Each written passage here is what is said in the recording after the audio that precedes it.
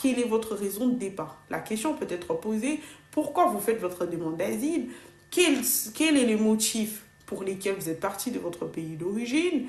Et tout ça. Et dans tous les cas, quelle que soit la question, l'objectif derrière, c'est de savoir la raison de départ. Et pour ça, dans chaque question, vous devez tout simplement identifier quel est l'objectif de chaque question. Donc vous comprenez que si on me pose la question de savoir pourquoi je suis parti de mon pays d'origine, pourquoi je fais la demande d'asile, l'objectif derrière ces deux questions, par exemple, c'est de savoir la raison pour laquelle je suis parti de mon pays d'origine. Alors, lorsqu'on vous pose la question de savoir pourquoi est-ce que vous êtes parti de votre pays d'origine, qu'est-ce qu'on veut savoir? On veut déjà savoir, est-ce que vous avez été persécuté? Est-ce que vous avez été menacé? Quelle forme en fait de persécution vous avez subi dans votre pays d'origine pour tout simplement décider de partir de votre pays d'origine.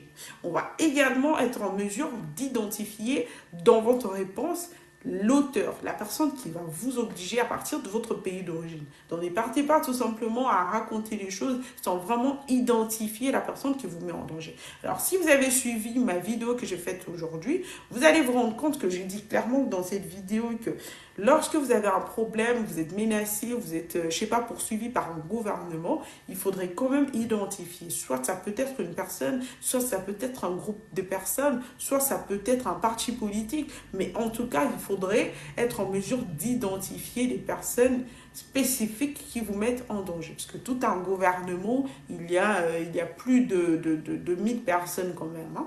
Donc, plus de 1000 personnes ne vont pas quand même vous mettre en danger. Il faudrait déjà identifier ces personnes et ensuite raconter pourquoi est-ce que ces personnes vous mettent en danger, comment est-ce que ça a commencé, comment est-ce que vous avez pu rencontrer ces personnes, ou quel est en fait le début de ces problèmes et comment est-ce que vous faites derrière pour vous échapper. Ça, je vais revenir après. Alors, donc le troisième point, ça va être les auteurs des persécutions. Donc, on peut vous poser la question de savoir qui vous a persécuté ou encore menacé. Voilà. Donc, vous devez tout simplement comprendre que si on me pose la question de savoir qui m'a persécuté, qui m'a menacé, on veut tout simplement connaître l'auteur des persécutions. Ça peut être votre père,